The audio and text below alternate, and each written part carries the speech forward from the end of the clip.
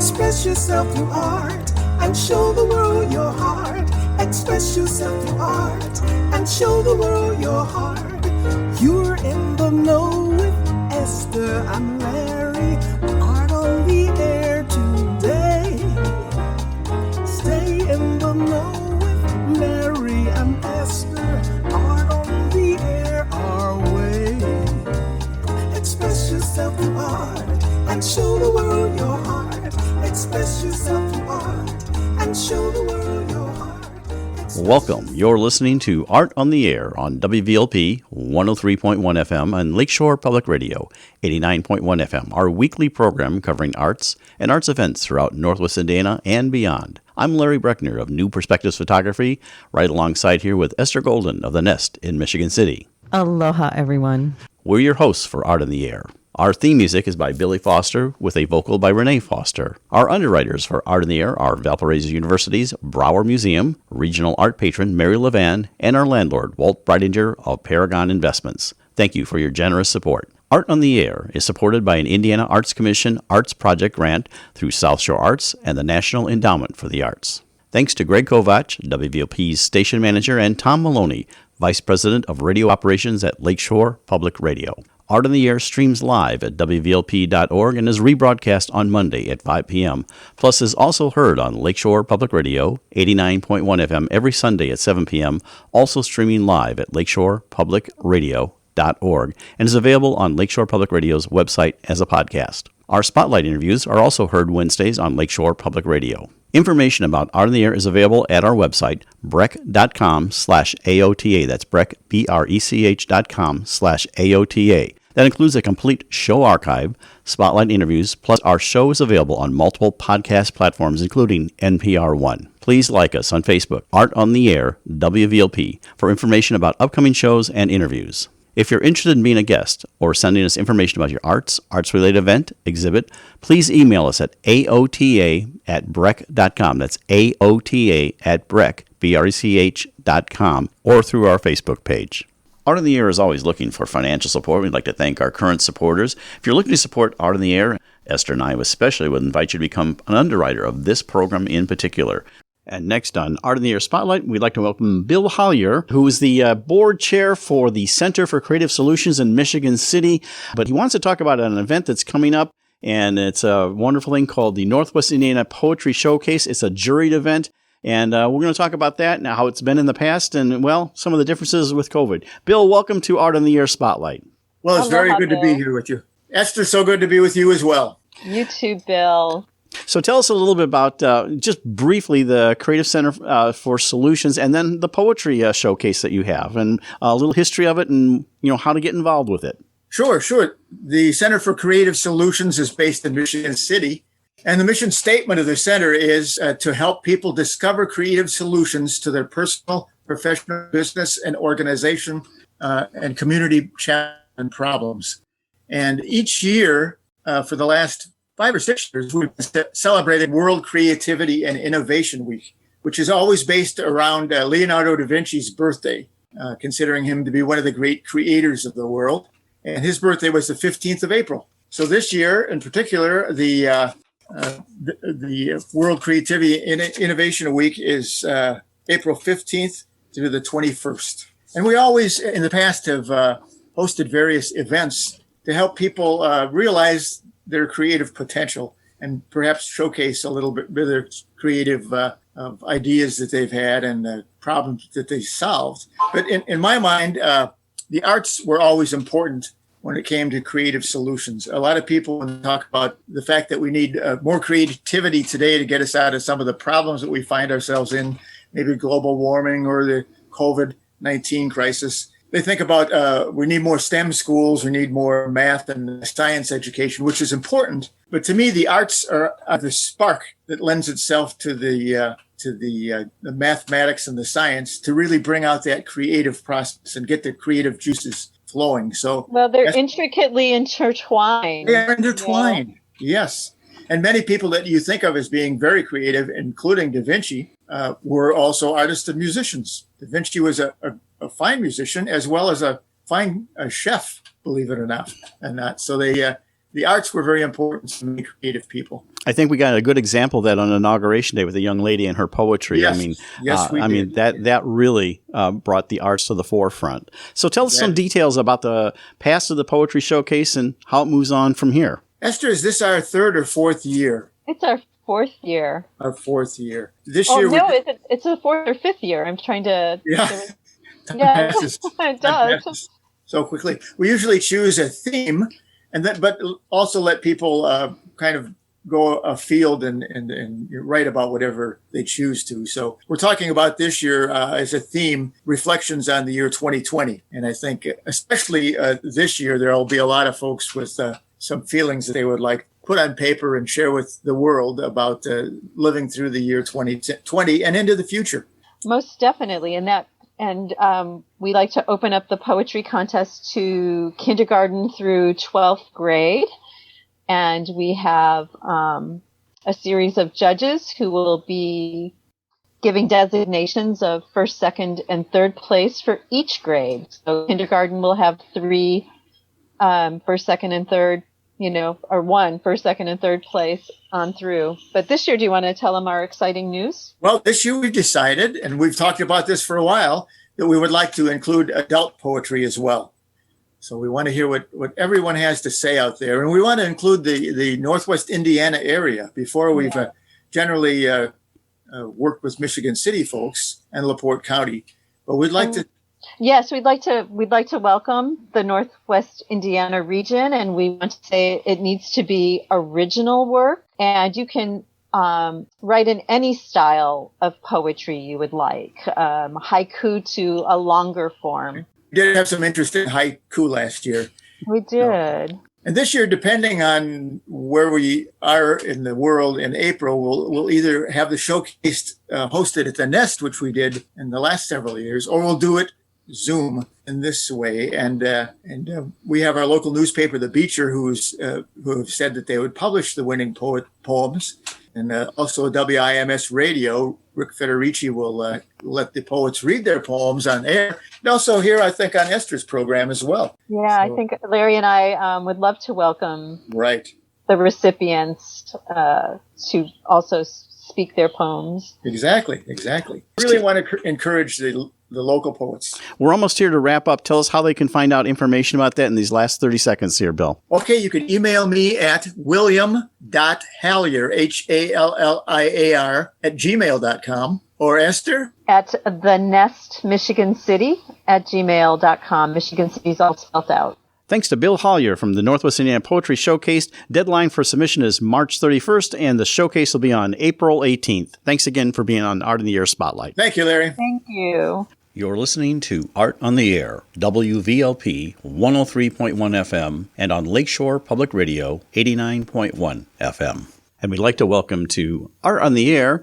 She's developed a lifestyle brand that combines her 2 passions, design and yoga. Each of her pieces contains her signature handcrafted crochet details. It has movement in mind, and as a yoga instructor and the mom of 3 boys, she loves how it works on her ability to design pieces that can flatter and be worn in a variety of ways. I'd like to welcome to Art on the Air, Becky Morcarski. Hello. Aloha. Aloha. Well, we'd like to hear, Becky, about your story and your journey, how you got from where you were to where you are now. So tell us about that, your whole origin story. Gotcha. Okay. So I live in Chicago currently, but I'm actually I originate or hail from Southern Illinois. So there's a town there called Effingham. And yes, that's the real name, real name of the town. I used to get asked all the time, like, oh, it can't be that bad. And I didn't really get the joke because I was from there. So everybody knew it. And then when I went to college, I was like, no, that's really the name. That's really the name of the town. So anyways, I'm from Southern Illinois. I actually studied theater and dance and Spanish, believe it or not, at Millikan University in Decatur. And then I moved to Chicago shortly after that. And definitely I did some theater. I did some singing and dancing and all that kind of stuff on stage. And then met my husband and we started a family. And so I have 3 boys now that are 10, 8, and 6. And somewhere along the line in there probably about 10 years ago when my oldest was a newborn. I basically started crocheting hats. The job I was working at when I was pregnant, they were asking, I was allowed to kind of sit at the front desk and crochet. And so I would do that. And somebody came up and asked if they could buy a hat. And it kind of started, believe it or not, I was like, oh, maybe I could do that because I knew I wasn't going to be working anymore once I had my son. And so it started with hats, just lots and lots of crochet hats. So yeah, that's kind of where it started. And then over the course of quite a few years, I got tired of making crochet hats and became really intrigued. My husband would probably say obsessed with finding ways to make crochet a really unique detail because, I live in Chicago, so we do wear hats most months out of the year. But I've always loved fashion and design and things like that. So I started looking up how to make my own patterns and how to sew some clothes, and then tried to find ways to incorporate crochet into it. Before we move on from that, your things, you mentioned something, and of course, since I'm a retired musical theater director, I'm interested in your theater interest. And of course, you attended Millikan. We actually, up here at the Center for Visual Performing Arts Theater at the Center, we used to hire interns for the summer when I was doing summer stock in the 90s to work on our shows. Yeah. But anyway, tell us a little about what you performed in and things like that. Gotcha. So I was, before the kids, I performed in and of course, Big Noise Theater is based up in Winnetka. They do most of their shows out in Des Plaines. I've performed at a little theater in St. Charles called Steel Beam Theater. So just kind of various places around the city. I did some children's theater with Big Noise. So I did, those are kind of the main ones that I started to do repeat shows. And then, when you become 5 or 6 months pregnant, it becomes a little harder to cast you. So, did you do mostly musicals or straight plays? Mostly musicals. I actually started to kind of dabble in straight plays when I found out I was pregnant with my first son, and the thought was that I might go back to it someday. And then I found a couple different passions, and honestly, I don't miss it. I really, how some people say that they miss it. I don't. It was late nights. It was tech week if you're in the world, and I honestly I don't miss it. I love to go watch it. I love to go support it, but I'm more on the audience side now, and I'm okay with that. I'm not a good audience member. Yeah. So Becky, when did yoga enter your life? Did it happen at the same time while you were studying dance? It actually didn't. So when I was pregnant, I was doing some prenatal yoga, and that was oddly enough kind of the first regular yoga practice that I had. And so I did a little prenatal yoga and really liked it. And what was funny to me is, so I did gymnastics for years and years, and very, body awareness, very, but it was very external, on how you land things and how you hold things and all that kind of stuff. And, yoga was kind of one of the first times that I was asked, from the instructor, basically to close your eyes and kind of ask what your body is telling you about how you feel. And it kind of caught me off guard, because in gymnastics and dance, it's more about the correct position and doing it the correct way. So you can, either if you're in the chorus, make sure that you look exactly like the people around you, or in gymnastics to make sure you get, the highest score. I was in competitive gymnastics, but yoga was the first time that I was really kind of asked to tune into what your body tells you rather than what you're telling it to do. Right. And I loved it. Don't you think with like gymnastics, you're also ignoring that your body hurts? Yes. Yeah. Yep. So- Yeah. And if you get hurt, you need to heal, but you need to heal enough to go back and compete again. Not, you know what I mean? So yes, very much so. It was just kind of it was a completely different body awareness. And the more I learn about it, that was, I've been teaching now for 10 years. And so after I had my son, I told my husband, I said, I think I really want to teach yoga. And I said it a couple of times and he was like, okay, I feel like you are you're serious about this. You've said it quite a few times. And I said, I feel it helped me a whole lot and it still helps me. It helped me kind of through just lots of things, anxiety after my kids were born and that kind of stuff changes. And like I said, to be asked how your body feels and not tell it how to feel is a very kind of empowering thing to do. Well, you're a mother of 3 boys, so that has to keep you pretty active anyway. Oh, for sure. For sure. So yes, they're fantastic. We're lucky that they are in person learning. So they go to a fairly small school, so they're in person learning. But they'll do some yoga when the quarantine first started.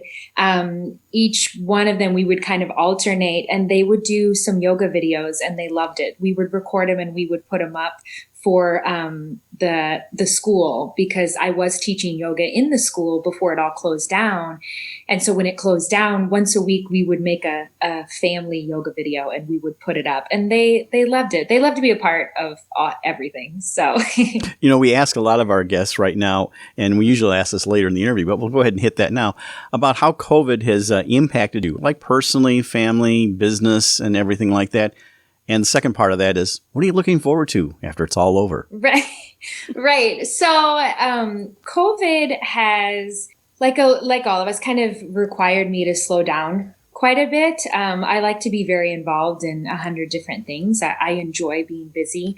But there's so many things that I feel like I could start this sentence with, I'm not mad at COVID for.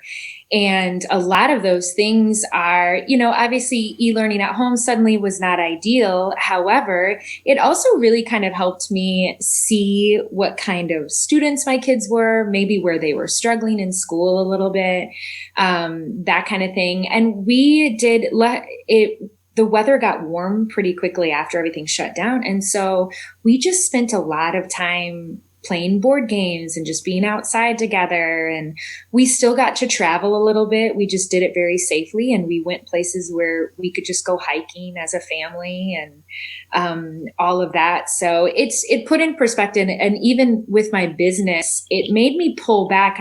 I didn't realize that I felt the need to, make so many designs each season. And then when COVID hit and I just didn't have the time to do it, I thought, well, I don't need to. I'm not in Nordstrom. I'm not looking to be in Macy's on all the racks. So why am I doing that?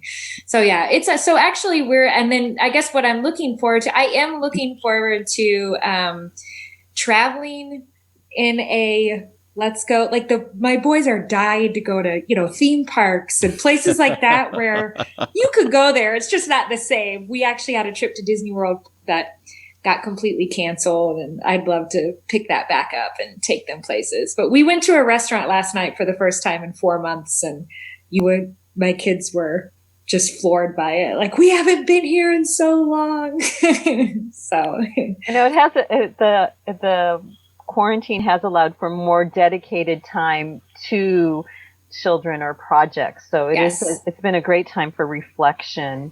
So so when did you start Mugs and Mantras, and are you still doing that? I am. So I started that in December, end of November, beginning of December. And it was something that I started. It's on IG Live every Friday at 9 a.m. And I love to chat with people. I'm very chatty. And part of what I was missing of my yoga practice, and so believe it or not, my yoga and my designs intersect more and more lately. I'm designing pieces that I wear to yoga, and I'm designing pieces for people that are in my class that have a special request. So they're kind of intertwining more and more. And Mugs and Mantras started because not only do I miss my other instructors and students, but I miss in-person art shows. I mean, like that's where I met you, Esther. Yeah. I love to be at art shows and just talk to people and hear their inspiration and all that kind of stuff. So now on Fridays, I chat. It's only about 20, 30 minutes long. And I just find out, we grab a cup of coffee and I find out kind of what their mantra or their kind of favorite quote that they repeat to themselves to basically just stay grounded or keep on track with whatever they're doing. And it's not always yoga instructors I talk to. I artists and designers and teachers and I so far no one has said the same quote. No one has recommended the same book. So it's been a very fun way to connect to people again. I know, I've listened. It's really delightful. Oh, I good. enjoy Thank it. you. Yeah. Thank you. Yeah, it's a lot of fun. And I always leave. Fridays used to be my day that I had to like force myself to go into the studio and finish work. And now Fridays, they start off with that. And I find that the rest of the day, I'm like, okay, let's go. Let's do it. Let's do the work. I think it's Seth Godin that says that, right? Do the work. Just do the work. Well, and also during this time, it's actually the perfect time for the type of clothing that you do, as we're feeling that we can be more relaxed, and we are realizing the benefit of having clothes that allow us to move more freely. And so have your designs, so you've really, okay, I'm going to go back to the crocheting of the hats because there's a question that I have about that. Yeah. So those first crocheted hats, had you added on the appliques to them at this point? Because I hadn't, but even the very first crochet hats, I got done with like my first one, and it just wasn't. I mean, it was nice. It was warm. It was all of that. But even my very first one that I still, oddly enough, have in my basement, I went back and added some hand embroidery. There's some like X's on it and some things like that. So I've always added. And then from there, it kind of turned into adding embellishments onto them. So I'm big on kind of celebrating your uniqueness, and it doesn't have to be in a loud way. And you don't have to wear the brightest colored shirt and a pattern hat to feel like you're unique and you're put together. And so that's where, the crochet details, the embellishments on the hats, and then the crochet details on the clothes take it to that place of, they're very happy. They're very happy. Thank you. Yeah. That's what drew me to them. I mean, other than, your smiling face and joy, the hats were just happy. And yes. Thank you. That was the goal, is to add that little smile, I guess, when people kind of shop and look through them. What type of fibers do you use, both for the hats and for the crochet details and for the clothing? So for it depends for the hats, and I've kind of pulled away from making adult hats so much because they do take so much time. And I've just kind of pulled away from doing it a whole lot. A lot of times too, I just don't have the storage to store it all at the end of the year. You know what I mean? Like when you make all this stuff, if you don't sell it all, then you better find a big old 13-gallon bin to put it in. Trust me, I know. My wife knits, and we have bins and bins of scarves and things. Oh my gosh. I'm sure. I've got like drawers that have yarn hidden away in it. And so I try, yes. So I feel for her. But what basically like I said, I pulled back from making the hats, but when I do make the hats, the kids' hats always are cotton or acrylic. I make sure they don't have any kind of wool in them, just because it can be such an irritant on their little heads. And then a lot of the adult hats do have wool in them just because they do have it adds extra warmth. And then the clothing pieces that I make, I'm wearing one right now. I know that we're on the radio, but so you guys can see it. So this is one of the crochet details that goes down the front center. And these are just the BeMo shrug is what it's called. And it's just kind of a one size layered piece that goes over your long sleeve shirt. And these are all done with acrylic. And the reason I use acrylic is because all of my pieces are machine washable. nobody got time to be drying things on a rack anywhere. So it's just not my lifestyle to like hang things I don't even know if we have a hanging rack to dry things. So do you crochet them separately and then sew them on, or do you crochet them directly to the fabric? So I crochet them separately and sew them on. Usually a lot of my pieces so I cut and I do my own patterning, and then I cut and sew everything together as well. So it literally comes in a giant roll of fabric, and I do it start to finish. And so usually about halfway through the sewing process usually is where the crochet piece gets added on. And then I take it back to the sewing machine and kind of add my label or do the hemming and that kind of stuff. And then it's ready to go. So they're very wearable. I use a lot of sweatshirt fabric. So very kind of cozy fabric. All my pieces have some sort of stretch to them, stretch knit, things like that. So they're very wearable, very comfortable. I love the zero waste that you talk about too. Yes. That's another thing, that's bins and bins of it. So I haven't quite figured out what to do with all of the scraps, but basically I start with the giant piece of fabric and I cut it into either the women's clothes or I make kids pants as well. So basically the big pieces get cut into the kids wear. And then from there, I've got a couple different things I do with the smaller pieces. I make headbands when we get down to kind of small pieces. And then any other teeny tiny piece gets put in a giant bin. And I have bins and bins of scraps right now that are kind of hopefully going to turn into some designs that I can stuff them into. But a lot of polyester fabric doesn't biodegrade. So it just sits there forever. So, and the fashion industry is, I believe it's the third most wasteful industry as far as waste. And I'm not going to be a part of that. So I keep all the scraps and use them for other things. Now you make kids pants called boo bottoms. Is that what those are? I do. Yeah. Tell us a little bit about that. Describe that for our. So those are actually probably my most popular thing. I get adult requests on them a lot too. And I always think, where are you wearing these pants? But that have a monster face on the butt, but I guess it doesn't matter, right? So the monster pants are super colorful. They're nothing like Esther was talking about joy. I mean, they are nothing but fun. They are different fun patterns. Each leg is a different fun pattern. And then on the bum of them is a monster face. And the crochet detail on those is the eye. So there's either one eye or there's two little eyes for the monster face. And they're fun. They're super fun. My kids are like too old they won't wear them anymore. They're like, Mom. But yeah.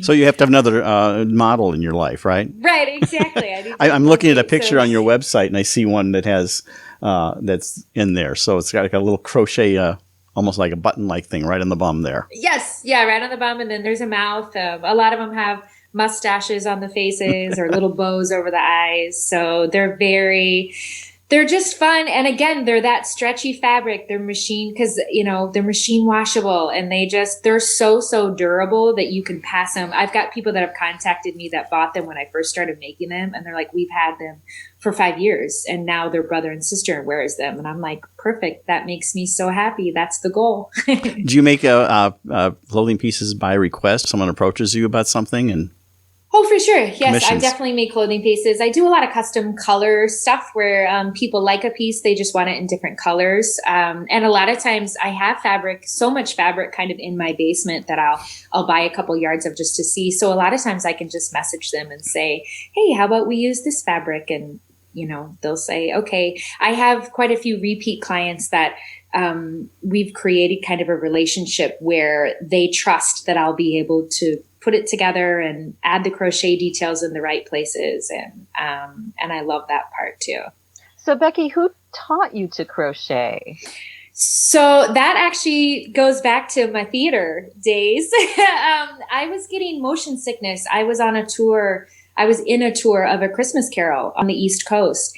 And we were driving through these beautiful parts of Vermont. And I started getting motion sickness so bad that within 10 minutes of the drive, I felt like I was going to get sick. And so my seatmate, she said, well, maybe do this and it'll keep your focus. And it worked. And now, even to this day, 13 years later, I still crochet a lot when I'm in the car just to make sure that I don't get motion sickness. So have you ever knitted amazing. versus crochet at all? I haven't. It's on my list. It's on my to-do list to learn to knit. I have the knitting needles. I have all the yarn. I just, maybe I'll just stick with crochet for now. But I have it on my list. I'd love to learn. Now, my wife says that she would like to learn how to crochet versus knitting because she knits all the time. So. Right. Yeah. I think it's your first love a lot of times is what you stick with. So it's not on the forefront of my list. It's farther down my bucket list. Anything you're looking forward to maybe doing or making that you haven't done yet? New challenges in terms of your designs? Well, I am excited to start. I'm actually going to try to add in some kid designs in the next for a couple months here. And I'm also getting ready to launch my own yoga bag that holds a yoga mat, and there's a bag attached to it, and there's crochet cords. And that's kind of been my heart lately. It's been where everything I feel like has finally collided into that. People are doing a lot of yoga from their home. They're not necessarily packing up a yoga bag. So it's taken a little bit of a back burner for now. And I'm really interested in starting to do maybe some more kids' clothes, some more fun kids pieces, and then start working on some one-size summer pieces for women. So what are you going to have at the Chicago Artisans Market? So I don't know. A lot of usually smaller pieces, headbands. I've got like leather earrings and things like that is another zero waste product. So and then my one size tops, I always pack those up and bring them with me. The Gina top is a super fun one that is just complimentary on almost everybody I've seen put it on. So that's a must have for me too. So that's coming up March 6th and 7th? Mm-hmm. And where is it going to be at? That's a good question. I can't remember. I should look back at my email. I can see if I can. Let's see. Well, real quick, we're almost ready to wrap up here, Becky. So tell us how people can get in touch with you, website addresses and such. My website is just BeMo Designs, and that's BEMO, first two letters of my first name, first two of my last name. And so that's my website, and you can contact me there. And then I'm on Instagram, which is BeMo Designs as well. So just at BeMo Designs. And that's where Mugs and Mantras takes place every Friday too. But those are my two places. And you can email or direct message me on Instagram. I respond to all of it. So yeah, those are the two main places to find me. And then when we're up and running in art shows, this summer again, hopefully you can find me there too. But I usually put those on my website if I'm going to participate in those. So very good. Well, we really appreciate you coming on Art in the Air, Becky Morcarski from BeMo Designs, and she can make something for you if you contact her, and something custom and wild. Take a look at her website. Becky, thank you so much for being on Art in the Air. Thank you. Thank you. It's great seeing you. Thank you. Great to see you too. Thank you so much for having me. You're listening to Art on the Air, WVLP 103.1 FM, and on Lakeshore Public Radio 89.1 FM. Next on Art on the Air, we have Wendy Marciniak, president of the Chesterton Art Center, and she's brought along with her from the IU School of Arts, the director of Arts Programming and Engagement, Lauren Pacheco. Welcome to Art on the Air. Thank you. Aloha, welcome. Well, Wendy, we'll start just briefly with you. You have some things happening at things, and we'll talk about the current exhibit. Anything else coming up while we have you on besides this current exhibit down the road, and like summer and gala and things like that? Absolutely. In March, we will welcome the Dunland Photography Club back to both galleries. And in April, I know a lot of people will be happy to hear that the Dunland Weavers Guild will be bringing their show back to the Art Center, possibly with a virtual fashion show. This is always a huge event. And of course, we didn't have it last year. And I hear the ladies have been weaving away, so they're anxious to show what they've been doing. And also in April, we will have in the back gallery a showing of all of the work of our student artists here at the Art Center. So we're really excited about that. And in May, we will welcome the Dunland Schools K through 8 student art show in both galleries. And in June, the Women's Club will be holding their art competition, their 62nd year, I do believe. So definitely all the artists out there should be preparing for that. That's always a wonderful show to be a part of. And we are hosting the art fair again this year, and we're planning away on that. And we've had a lot of interest from artists. So we know that artists have been busy and are really anxious to get their work out there and be back in the swing of art fairs. So we're really thinking positively about holding the art fair again at Dogwood Park. And the dates on that are August 7th and 8th. So we're busy, we're planning, we're moving forward. Very good. Well, Lauren, tell us a little bit about you. And also, I'd like you to talk to our audience before we get into the actual exhibit coming up about IU Northwest School of Arts. And I know from a brief time that I was there kind of consulting that it broke away and kind of went out on its own from the School of Arts Science, new building and everything. And your job as Director of Arts Programming and Engagement, and a little bit about your own background. Let's start with that. Sure. Well, I am a new Hoosier. I'm born and raised on the south side of Chicago, and lived for a bit on the West Coast before returning home. But about 4 years ago, I moved to Gary, Indiana, and in Chicago, I had a pretty rigorous and engaged arts practice, working as a arts administrator, doing a bunch of cultural policy work. Doing some sort of public art curatorial work. I'm also, I have an independent arts practice as a conceptual based artist. But I have very deep roots in Chicago, siblings who are creative practitioners themselves, either art educators or Chicago based muralists. And I moved to Northwest Indiana, wanting to have a separation from my work in Chicago and living in Gary. But I, as most folks who come to visit the city, are just really compelled and moved by the physical landscape and the blight and the disinvestment that has occurred in the past 30 to 40 years, right?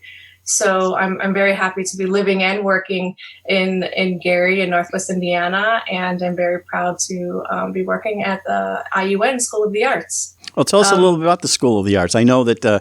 there was a whole brand new building, and again, I was there for about 18 months helping with the theater operation, but it's a theater. They have a whole great facilities and everything. So tell us a little bit about that and the reorganization of it as a School of Arts as a standalone. Sure. So the School of the Arts is really a brainchild of Dean David Clayman, who returned to IU Northwest after serving as a dean for a School of the Arts on the East Coast.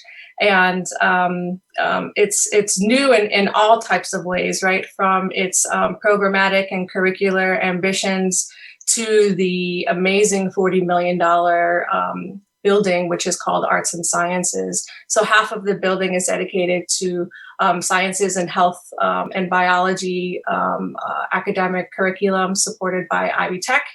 And the other half of the building is supported and really our students are indulged in all a School of the Arts amenities, from an experimental black box theater to a 500-seat state-of-the-art with cutting-edge equipment, to ceramic studios and a fab lab with 3D printers and CNC routers and die cutters, every tool that you can imagine for exploring and experimenting as a student artist and as a faculty member. So it's quite a phenomenal space that, in my opinion, because I did go to art school, really rivals some of the other schools that exist in the region. So it's really a fantastic environment for students and faculty. Did they bring back the casting forge, or is there used to be?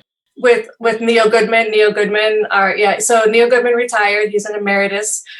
We do have a forging sort of room in one of our sculpture labs. So I think that's sort of future planning and thinking about how we can best use it, how we can tap the appropriate talent to help instruct students. But yeah, we've got forging, we've got spray booths. It's really a fantastic facility for folks to have at their fingertips. And I think many people are quite surprised at how state of the art our campus really is. But while we are operating as our independent school, as you know, in the creative sector, we are really embrace intersectionality, right? So working across disciplines, working across boundaries. And so while, we are, deeply, rooted in working in our discipline, you will have students and faculty, engaging folks in the social work department, in the sciences department, in the humanities department. So it's really, which is a bit different from a traditional School of the Arts experience, right? And so it's really a beautiful 40-acre campus. It's crazy when you think about it, being in sort of the center of Gary and occupying so much space. So now you're having a new exhibit coming out at the Chesterton Art Center. That's why we have both of you on, is a pop-up exhibit. And tell us a little bit about that, what's involved with it, what the theme is, and some of the artists. Sure. So in fall of last year, in response to the COVID-19 pandemic, Dean Clayman and I sat and we started to reassess and sort of a repivoting of our programmatic goals. And during the summer, we decided to think about the School of the Arts and IUN making really, dramatic and significant investments in the surrounding communities. And so we decided to work with an architecture, a social practice design architecture group from Chicago, and work with them to develop a sort of mobile, vertical and horizontal exhibition display system that we could travel indoors and outdoors. So if there's a vacant lot, if there's an empty parking lot, if there's just an extra wide sidewalk, we would essentially construct these walls and different types of little nooks and crannies and sort of occupy space. It's in this sort of the field of creative placemaking or creative place sharing or place keeping, right? And so we kicked that off in fall in Gary, Hammond, and Hobart, and just presented a series of different types of hands-on experiential activities for folks. And Chesterton was on my schedule to visit and pop up in the fall, but we couldn't make that happen. But Wendy embraced our concept with open arms and really gave me an opportunity to curate a show, not only celebrating Black History Month and presenting sort of a contemporary perspective of living Black artists, paying homage to some historical archival visuals for the community to experience. But then also traveling a show that we had on campus and was also on display at the Lubeznik Center in Michigan City, which focused around the art of sign painting and hand painting. And it was an international call by a group in Chicago called Heart and Bone Signs, and encouraged sign painters to submit protest paper signs in response to the social and civil unrest, in response to COVID-19. And Wendy is bold and brave, and I appreciate her leadership on this one. And we did it, and I think it looks quite nice, and I'm really proud of this partnership. Yeah, and just curious, Wendy, back to you. How did you become aware of this exhibit? And actually kind of bringing it into Chesterton? Well, actually, it was through a mutual contact that we have, Maura Durham from the Dunland Chamber, and she had reached out to the Chesterton Branding Leadership Team, which I serve with on her as part of the Arts and Beautification Committee, about possibly having the pop-up in the park downtown. And so time kind of ran out on us for that with weather. And so Lauren and I kind of got together and thought, well, maybe, there's something that we could do indoors. And the more we talked about it, the more that we felt like February would be the perfect month to have this and to celebrate Black History Month. And I have to tell you, this exhibit is so moving and beautiful and different. And as a graphic designer way back in the day, I can appreciate all of the really fine art that is in these posters. I mean, anybody who's had to help a child make a poster for school or whatever, it's not as easy as it looks. So I'm really appreciating all of the art involved in these posters, plus the fact that they're so moving. and beautiful. And I just really hope that everybody can maybe stop in and just walk through and stand in front of them. And certainly there have to be some that just really speak to you and move you. And then the exhibit in the back gallery is really fascinating too. Lauren has brought in the Black ABCs, and it's just really amazing to stand there and look at all those photos and know the story behind it and what it means. And there's also a little interactive display where people can actually open part of it and take a peek at what's inside. And there are some pieces that were borrowed from the DuSable Museum. And maybe Lauren can talk a little bit about that. Sure. So the Black ABCs, there was a really fantastic show that was curated at the University of Chicago in Washington Park about 2 years ago. But it's a private collection of 26 cards representing the alphabet. And in 1970 and 1971, two teachers who were working in primarily Black school on the south side of Chicago wanted to create an educational tool that was representative of their community, right? And so moving beyond the Jack and Jill, A is for apple, B is for ball concept. And so you'll have A for Afro, G for groovy. And it's actual, children who lived in that area, who attended this school. It was kind of a ubiquitous educational tool in urban Black and brown public school systems. You can buy the entire set for $26. Today, it's public domain, so you can buy them copy versions of them on Etsy.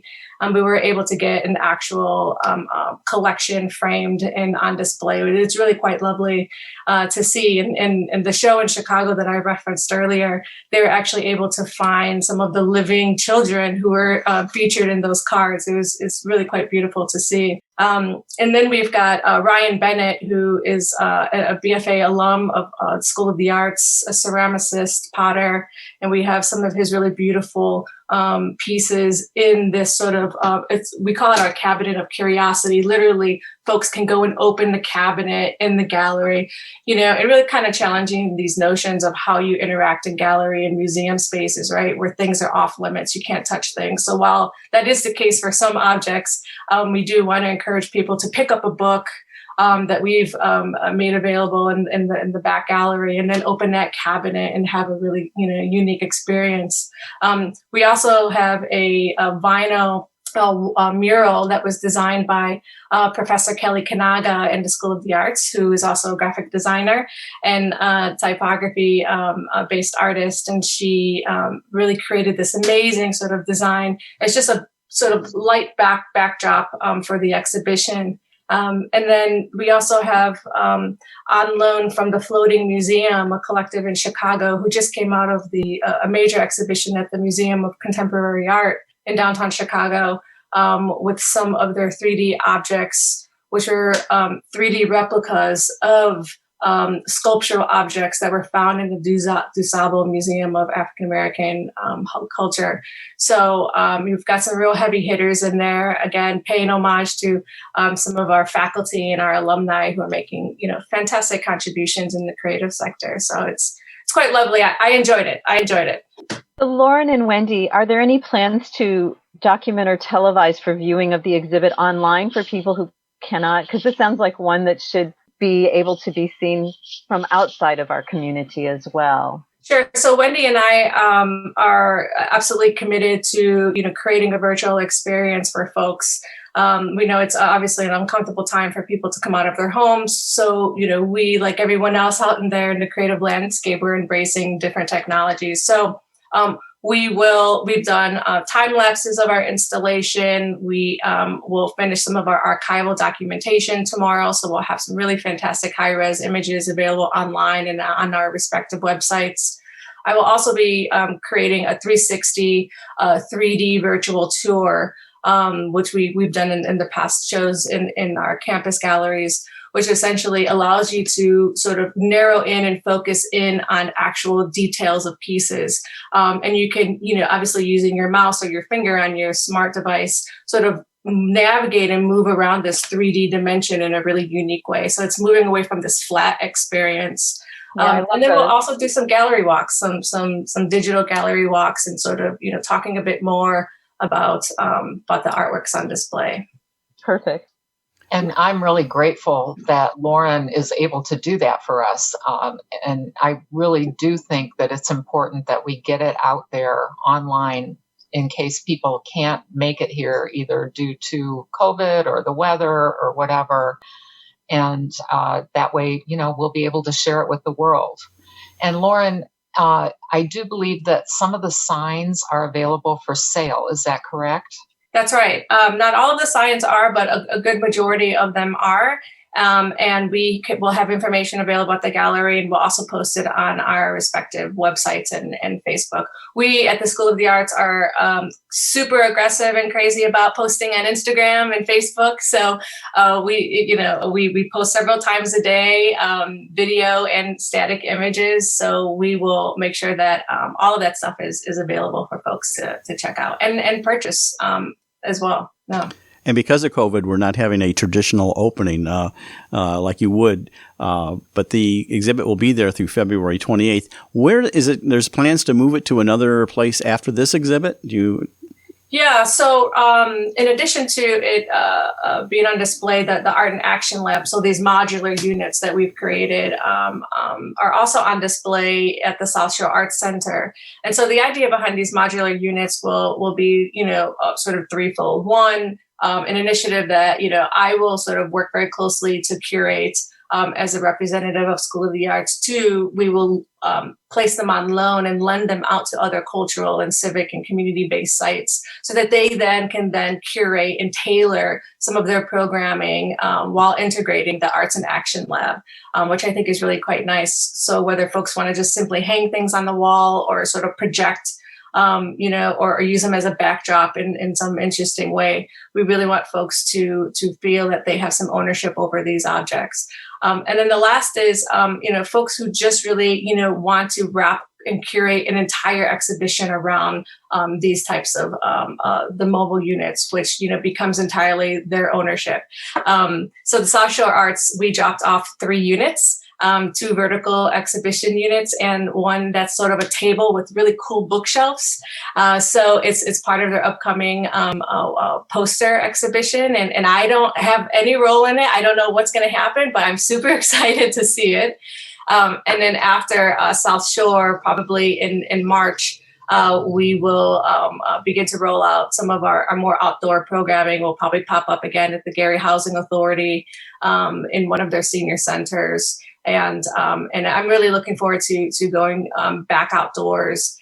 Even if the weather is, a bit cold, I think it, encourages people to get out of the house, move away from the screen and, walk a few blocks from home in the library parking lot, right? Or the parking lot of a school that's been closed for, several months, and to sort of have a walkabout and explore and have a new experience. So we will release that schedule on our Facebook and website shortly.